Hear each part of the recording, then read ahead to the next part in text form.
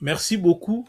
Nous continuons toujours dans notre enseignement comment mettre vos talents au service des autres. Transformer votre potentiel en impact où nous avons commencé par pourquoi cet enseignement et nous sommes en ce moment de parler des objectifs. Le premier objectif est de chasser l'ignorance et d'ajouter la connaissance. Comme nous l'avons si bien dit, que si vous voulez faire quelque chose, la première des choses, c'est de chasser l'ignorance et d'ajouter la connaissance. Le deuxième but que nous allons commencer aujourd'hui, c'est en ce moment, c'est de connaître et de comprendre le but de Dieu pour notre existence.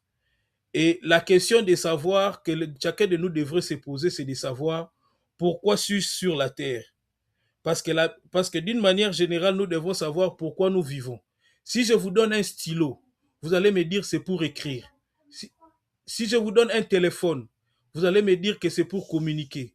Si je vous donne un véhicule, vous allez dire c'est un moyen de transport. Si je vous dis un pneu, vous allez dire ça aide à rouler votre véhicule ou votre vélo. Ça dépend des types de pneus. Mais maintenant, quel est le but pour lequel vous êtes venu sur la terre? Dans Luc chapitre 13, verset 7, la Bible dit, alors il dit au vigneron, voilà 3 ans que je viens chercher du fruit à ces figuiers, et je n'en trouve point. Coupe-le, pourquoi occupe-t-il la terre inutilement? Dans Proverbe chapitre 16, verset 4, la Bible dit, l'Éternel a tout fait pour un but, même les méchants pour le jour du malheur. Dans d'autres versions, on dit même les méchants pour le jour du jugement. Et d'une manière générale, beaucoup de chrétiens ont proclamé qu'il suffisait seulement d'être sauvés. Il n'y avait plus rien à faire pour la vie ici-bas et que le salut est plus important certainement pour la vie sur la terre et pour l'éternité. Il y a beaucoup de chrétiens qui se sentent insatisfaits. Ils prient et jeûnent pour trouver la satisfaction, mais ils ne s'en sortent pas. Ils ne connaissent pas le but de leur existence. Il est dangereux de, il est dangereux de ne pas savoir pourquoi Dieu nous donne la vie. Donc nous devons savoir pourquoi nous sommes sur la terre. Et Miles Monroe a dit, si le but d'une chose n'est pas connu, son habit est inévitable. La plus grande tragédie de la vie n'est pas la mort, mais la vie sans raison. Chacun de nous est appelé à connaître son but. Si nous lisons comme nous sommes les disciples de Jésus-Christ, la Bible dit, dans Luc chapitre 10, dans Luc chapitre 19, pardon, verset 10, car le Fils de l'homme est venu chercher et sauver ceux qui étaient perdus.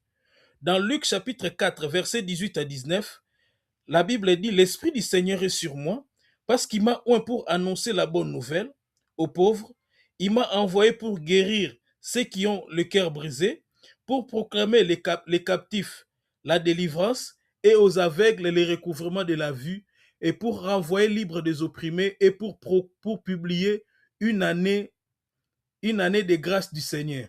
Donc nous comprenons tous que même notre Seigneur Jésus-Christ, pour lequel nous sommes ses disciples, connaissait le but pour lequel il était venu.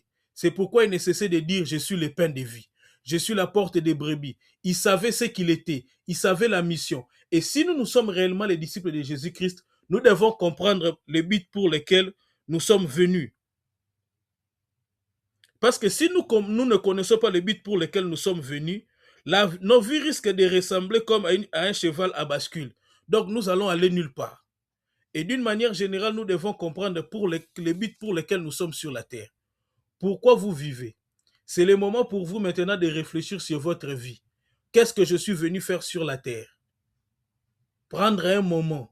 Je vous donne un petit instant de réfléchir pour de savoir pourquoi vous êtes venu sur la terre. Prenez le temps de prier aussi. Prenez le temps de jeûner pour comprendre le but pour lequel. Dieu peut le faire par révélation comme il avait fait à Jérémie ou comme il avait fait à Gédéon. Mais aussi, la nature même nous enseigne. La nature, comme la Bible dit, la nature elle-même ne vous enseigne-t-elle pas? Donc, d'une manière générale, même dans Genèse chapitre 2, verset 15, la Bible dit, l'Éternel Dieu prit l'homme et le plaça dans les jardins d'Éden pour cultiver et pour les garder. C'est-à-dire, c'est pour exploiter et maintenir les équilibres. C'est ici même la base de la gestion des ressources naturelles. Notre but sur la terre n'est pas d'atteindre un idéal de notre imagination, mais c'est découvrir nos dons et nos talents. Et nous allons rendre compte à Dieu, ce n'est pas parce que nous sommes devenus David ou Moïse, mais nous allons rendre compte à Dieu des choses qu'il nous a données que nous n'avons pas su valoriser, que nous n'avons pas su mettre au service des autres. Parce que les dons ou les talents ne sont utiles que lorsque vous les mettez au service des autres. Donc, posez-vous la question. Je vous donne un petit instant, quelques secondes déjà ici. Commencez déjà à réfléchir. Commencez à demander à Dieu pourquoi suis-je sur la terre. Parce que l'apôtre Paul, il est devenu aveugle, la première question qu'il a demandé, la prière qu'il a fait, que ferai-je? Parce il était là pour persécuter l'Église, mais quel sera son nouveau but? Donc, quand nous venons à Jésus, Jésus vient nous restaurer, il vient aussi restaurer, de nous ramener à savoir le but pour lequel nous sommes venus sur la terre. Donc, nous n'allons pas dire seulement nous sommes venus sur la terre pour faire des enfants ou pour perpétuer la race humaine, mais chacun de nous, Dieu a donné un but. Même les animaux que nous voyons, dans la chaîne trophique ou d'une manière générale, ils ont une contribution sur la terre. Ils ne viennent pas seulement pour... Vous allez voir par exemple les papillons. Les papillons interviennent dans la pollinisation, pour la pollinisation. Vous voyez? Donc, c'est ce qu'on appelle... Bon, le terme ne viendra pas, n'est pas venu pour le moment. Donc, il contribue à la multiplication même des espèces végétales, à la formation même, à la fécondation des fleurs. Donc, d'une manière générale, en tant qu'enfants de Dieu, nous devons comprendre le but pour lequel nous sommes sur la terre. Nous devons comprendre le but pour lequel nous sommes venus sur la terre et nous devons prier, réfléchir et gêner pour savoir le but pour lequel nous sommes venus sur la terre. Ce n'est pas parce qu'on ne connaît pas le but que le but n'existe pas. Le but existe. Comme l'une des définitions du but est, le but est défini comme étant la fin pour laquelle un moyen existe. Et vous êtes un moyen que Dieu va utiliser. Et vous avez quelque chose que le monde attend de vous, que les générations futures ou les générations présentes doivent bénéficier. Prenez le temps de réfléchir, de prier et de connaître les buts pour lesquels vous êtes venus sur la terre.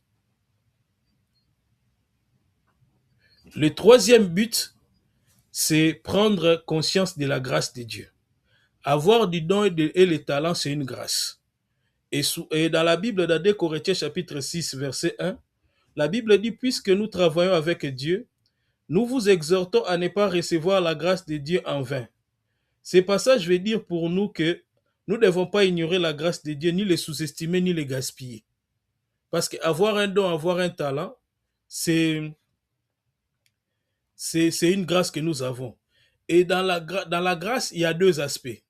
Le premier aspect de la grâce, c'est la faveur imméritée que nous avons de la part de Dieu. Et le deuxième aspect, c'est la responsabilité que nous avons de gérer les grâces. C'est la même chose que dans la parabole des talents. Ils ont reçu chacun. Et nous voyons même dans la souveraineté, les montants des talents. Il y en a un qui en a reçu un. C'est-à-dire, Dieu, dans sa souveraineté, nous donne selon nos capacités. Il sait que nous sommes capables de les multiplier. Donc, je disais que le premier aspect, c'est la faveur. Le deuxième aspect, c'est la responsabilité. C'est pourquoi si vous lisez, par exemple, dans Luc chapitre 19, verset 44, la Bible dit, « Ils te détruiront, toi et tes enfants au milieu de toi. Ils ne te laisseront pas, toi, pierre sur pierre, parce que tu n'as pas connu le temps où tu as été visité. » Ici, Jésus reproche Jérusalem de ne pas savoir, de ne pas avoir su le temps où Dieu les a visités. Il en est de même de la parabole du talent. Celui qui n'avait que reçu un seul, mais ne l'a pas fructifié. Donc, ne prenons pas la grâce de Dieu en vain.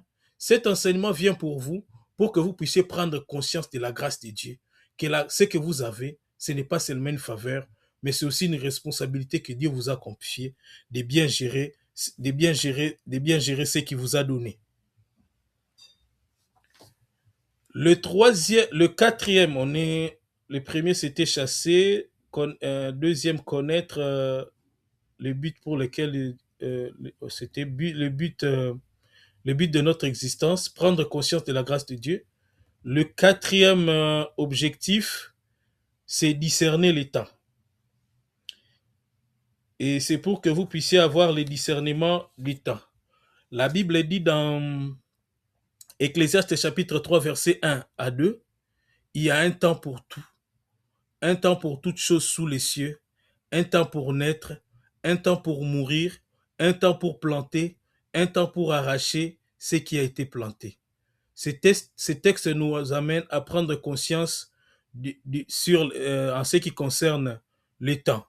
Parce que cet enseignement vient aussi pour vous dire que le temps est venu pour vous de mettre vos talents au service des autres. La Bible dit dans 1 Chronique chapitre 12 verset 32, des fils d'Isaacar qui savaient discerner les temps pour savoir ce qu'il devait faire, ce que devait faire Israël. Donc ces versets mettent en exergue une qualité des descendants d'Isaacar, la capacité de discerner les temps. Donc le temps est venu pour vous de pouvoir mettre vos talents au service des autres, en commençant premièrement par découvrir vos talents. Parce que d'une manière générale, sur la terre, nous sommes, cet échange ou cet enseignement est venu pour c'est le temps de discerner, de comprendre les temps, de discerner les temps pour mettre au service des autres les talents. Et dans Ecclésiaste chapitre 9, verset 10, la Bible dit, utilise ta force à réaliser tout ce qui se présente à toi. En effet, on ne peut pas agir, ni juger, il n'y a ni savoir, ni sagesse, là où sont les morts que tu iras rejoindre. Donc nous sommes souvent tentés de dire aussi que nous avons le temps, mais le temps, quand nous avons le temps, ce n'est pas pour rien faire. Nous avons le temps pour faire quelque chose. Notre temps doit rester productif. Donc dans Jean chapitre 9, la Bible dit, il faut que je fasse, tandis qu'il fait jour, l'œuvre de celui qui m'a envoyé. La nuit vient où personne ne peut travailler. Donc, ces versets nous poussent à l'action. C'est-à-dire que nous, en tant qu'enfants de Dieu, nous devons comprendre, c'est le moment vraiment de pouvoir mettre nos talents au service des autres. Et comme la Bible le dit aussi dans Ephésiens chapitre 5, verset 16, racheter le temps car les jours sont mauvais. L'expression racheter le temps est une exhortation à utiliser le temps sagement et efficacement, parce que les jours sont mauvais. Donc nous devons comprendre que nous avons tous 24 heures, mais nous n'utilisons pas de la même manière. Les grands problèmes de la vie, ce n'est pas ce que nous manquons, mais les grands problèmes dans la vie, c'est la gestion de ce que nous avons. Parce que nous devons savoir ce que nous avons, nous devons savoir gérer ce que nous avons. Et notre temps sur la terre est limité et nous devons mettre nos talents au service des autres. Et ce qui me vient à l'esprit, il y a un cantique de Sœur Laure Mbongo qui disait, souvent je me demande, c'est une chanson intitulée Pèlerin, s'il est fidèle à la mission. Donc nous devons nous poser, ce sont des questions à nous poser, à savoir si nous mettons nos talents au service des autres. Parce que comme l'avait dit aussi, vous connaissez cet adage célèbre qui dit que les endroits les plus riches sur la terre sont des cimetières. C'est dans ces endroits où vous trouverez les rêves qui n'ont jamais connu de réalisation, des livres qui n'ont jamais été écrits, des inventions qui n'ont jamais vu le jour, tout simplement parce qu'ils n'ont jamais eu le temps. Chacun de nous doit faire un effort de faire son mieux, de mettre à la disposition des autres ce que Dieu a mis en vous. Parce que moi, je me souviens, on n'aura pas toujours le temps. Avec l'âge, on n'aura pas toujours les mêmes forces que nous avons. Et comme le disait le pasteur Roland Dallot, les temps des forces sont derrière nous et c'est les temps vers lesquels nous allons. Nous n'aurons plus la même force que nous avons eu dans les temps passés. Donc nous devons comprendre que c'est le temps pour nous de mettre nos talents au service des autres. Je connais quelqu'un qui est proche, qui m'est proche. C'est vraiment un ancien. Lui, il était directeur des écoles, il enseignait aussi à l'école primaire et se disait à son jeune âge que pendant ses vieux jours qu'il allait prendre le temps d'écrire des manuels scolaires parce qu'il avait accumulé il a accumulé de l'expérience et avec le temps, il allait écrire des manuels scolaires. Mais aujourd'hui, il a plus de 80 ans, il n'a plus la force, il est malade. Donc c'est pourquoi la Bible dit, il nous demande de racheter les temps. Donc les temps pour nous, il est temps pour nous de pouvoir mettre nos talents au service des autres. La Bible dit dans Esther chapitre 4 et 14b, la Bible dit, et qui sait si c'était pour des temps comme celui-ci que tu es parvenu à la royauté. Nous devons savoir que dans la vie, Dieu ne fait rien pour rien. Il a un but pour ce qu'il a mis en nous. Si vous avez tendance à banaliser vos talents, vous voyez que ça ne produit aucun résultat pour le moment. Dieu sait ce que l'avenir nous réserve. Parce que Esther était reine. Ce n'est que lorsqu'on a voulu exterminer les Juifs que Mardochée l'a interpellé. Si on vous dit que vous tressez bien les cheveux, on vous dit que vous faites de belles coiffures, on vous dit que vous chantez bien, vous parlez bien, c'est un talent que Dieu a mis à votre... on vous dit que vous jouez bien un instrument, vous faites vous créez de beaux tableaux. Donc, c'est un talent que Dieu a mis en vous. Et vous devez prendre le temps. Qui sait que c'est comme pour des temps comme celui-ci que Dieu vous a donné ces talents-là. Donc, il est temps pour vous de mettre vos talents au service, au service des autres. Le cinquième objectif, c'est de découvrir et de confirmer, confirmer et rappeler l'existence de vos talents ou ce que Dieu a mis en vous. Dans Juge chapitre 6, verset 12, la Bible dit, l'ange de l'Éternel lui apparaît et lui dit, l'Éternel est avec toi, vaillant héros. Dans Jérémie chapitre 1, verset 5, la Bible dit, avant que je t'eusse formé dans les ventres de ta mère, je te connaissais. Et avant que tu fusses sorti du sein de son sein, je t'avais consacré et je t'avais établi prophète des nations. Donc le monde a besoin de vous. C'est la raison pour laquelle vous devez découvrir vos talents. Pour votre contribution. Souvent nous cherchons à l'extérieur, pendant que Dieu a des choses, il y a des choses que Dieu a déjà mis en nous, des dons, des qualités, des talents, des compétences. Cherchons à les découvrir. Et cet enseignement vient pour vous rappeler, pour vous confirmer et pour que vous puissiez découvrir les talents que vous avez. Vous devez savoir, par exemple, pourquoi nous avons lu les Juges chapitre 6? Parce que Gédéon, c'était un jeune qui ne se connaissait pas. Gédéon était un jeune qui ne se connaissait pas. Et quand vous voyez, par exemple, pour battre les formats, il y a une aire de battage. Mais quand on veut faire un jus, c'est alors qu'on le fait au pressoir. Or, les pressoirs demandaient aussi de la force. Donc, pendant que lui, il était en train d'agir au niveau du pressoir, Dieu était en train de lui armer, mais lui-même ne savait pas. Dieu était en train de donner la force. Et c'est pourquoi, quand l'ange de l'Éternel vient et lui dit, vaillant héros, le temps est venu pour vous de découvrir vos talents et de vous rappeler l'existence. Moi aussi, je viens vous confirmer que vous avez du talent et qu'il y a des choses que Dieu a mis en vous avant la fondation du monde. Donc, comme je le disais à l'objectif aussi précédent, dans l'objectif discerner les temps, nous devons comprendre que dans la vie, même notre Seigneur Jésus-Christ, quand il est venu, ça c'est quelque chose que je me suis rappelé, quand il est venu sur la terre, à la fin de sa mission, il a dit tout est accompli. Est-ce que vous êtes capable de dire à votre dernier jour ou aujourd'hui, est-ce que vous avez déjà commencé à accomplir les choses pour lesquelles? Est-ce que vous pouvez aujourd'hui mourir avec satisfaction? Il y a une expression qu'utilise les pasteurs Diama Kalonji qui disait qu'il faut mourir vide. Donc, il ne faut pas mourir avec des choses, rester avec des choses, comme je le disais précédemment, les lieux les plus riches de la terre, c'est les cimetières. Il faut que vous puissiez transmettre. Il faut que vous puissiez faire passer les bâtons. L'objectif qui suit, c'est éviter le conflit. Souvent, dans nos milieux ou dans nos entreprises, dans nos familles, même entre amis, dans le monde de l'entreprise, nous avons des conflits parce qu'il y a des moments où on dit pourquoi seulement quand on veut faire telle chose, c'est seulement lui qu'on choisit. Pourquoi pas moi? Nous devons comprendre que, en fonction des situations, parce que même dans nos familles, vous avez toujours un frère. il peut être un petit frère ou un grand frère. Quand les parents ne sont pas là, c'est lui ou c'est votre frère là ou votre sœur là qui gère même les grands frères. Parce que les parents ont reconnu en lui qu'il a la qualité de bien gérer l'argent.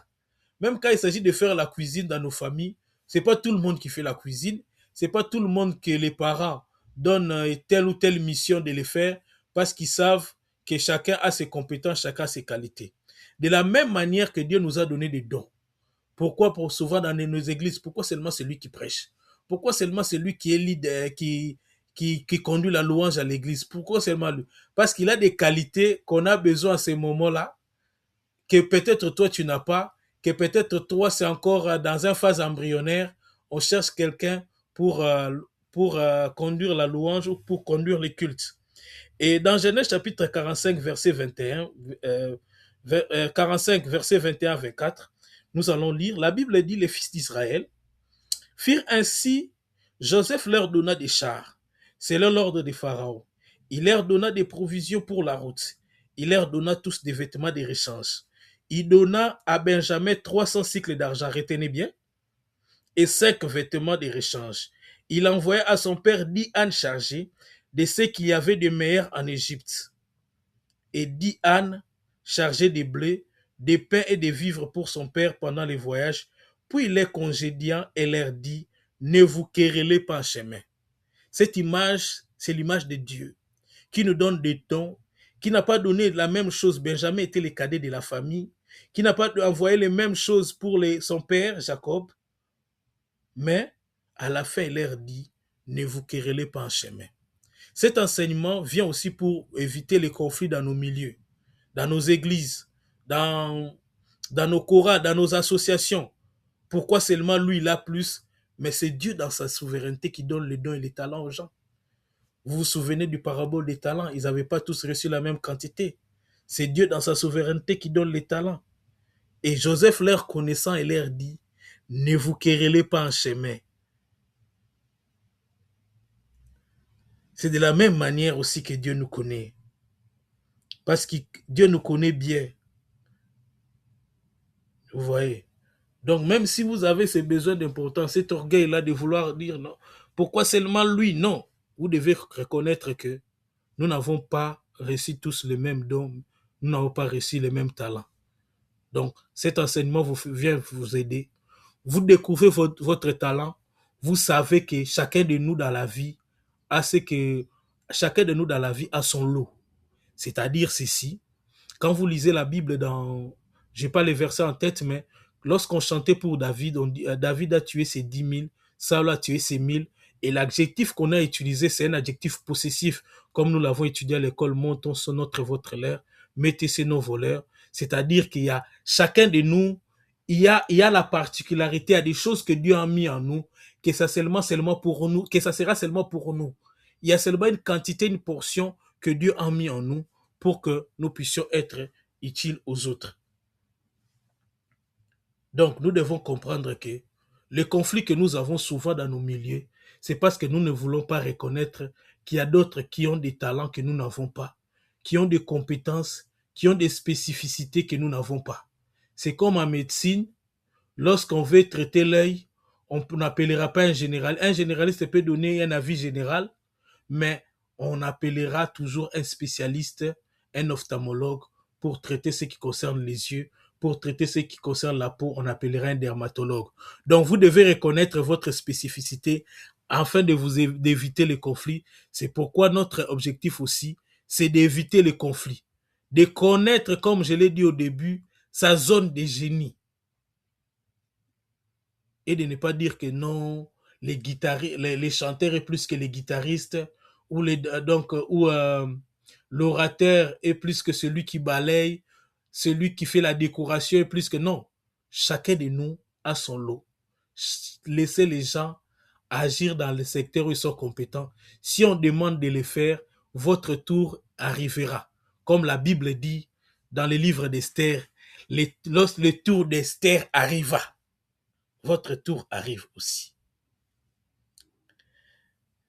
L'objectif qui suit, c'est de vous encourager.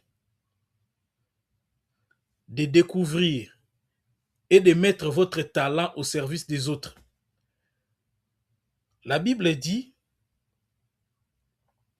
dans 1 Roi chapitre 19, verset 7, « Et l'ange de l'Éternel vint une seconde fois, et le toucha et dit, lève-toi, mange, car car le chemin est trop long pour toi. » C'est de la même manière aujourd'hui que cet enseignement vient pour vous équiper, pour que dans les chemins de la vie, que vous ne soyez pas jaloux des autres, mais pour vous encourager à agir. Et comme la Bible le dit, la parole est une nourriture, c'est pourquoi dans Matthieu chapitre 4, verset 4, la Bible dit, et Jésus lui dit, il est écrit, l'homme ne vit pas que de pain, mais de toute parole qui sort de la bouche de l'Éternel. Aujourd'hui, ma parole, prenez-le comme une nourriture qui va vous donner de la force. Parce que nous mangeons pour deux buts. Nous mangeons pour avoir de l'énergie et pour avoir les matériaux nécessaires à la reconstitution du corps. Donc, je viens de vous encourager pour que vous puissiez découvrir vos talents et mettre vos talents au service des autres. Et je voulais aussi vous dire aussi qu'il y a deux types d'encouragement. Moi, je peux venir vous encourager, mais ce qui va vous permettre de continuer, c'est l'encouragement aussi que vous-même vous allez produire. C'est pourquoi, par exemple, dans Josué chapitre 1, lorsque Moïse est mort, Dieu dit à Josué, fortifie-toi et prends courage. Il y a un niveau de courage où même nous-mêmes nous produisons notre courage, comme David le disait, mon âme, pourquoi t'as battu au-dedans de moi? Espère à l'Éternel. Donc, moi, je viens vous encourager pour que vous-même, vous puissiez produire votre propre courage pour continuer les chemins. Même si aujourd'hui, vous voyez que vous n'avez pas de la valeur qu'il faut, mais une chose est à savoir, que vous avez du prix aux yeux de l'Éternel. Et comme David le disait, il est une créature merveilleuse. Donc, vous devez prendre courage. Vous avez de la valeur au prix, aux yeux de l'Éternel. Donc, nous avons parlé des objectifs aujourd'hui. Il nous reste un seul objectif. Donc, nous avons parlé de chasser l'ignorance, connaître et comprendre le but de votre existence, prendre conscience de la grâce de Dieu, discerner les temps, découvrir, confirmer et rappeler l'existence de vos talents, éviter les conflits et vous encourager. Donc, moi, je viens vous encourager pour que vous puissiez aller de l'avant, et eux aussi, d'autre part, vous contenter de ce que Dieu vous a donné, comme le disait dans éviter les conflits.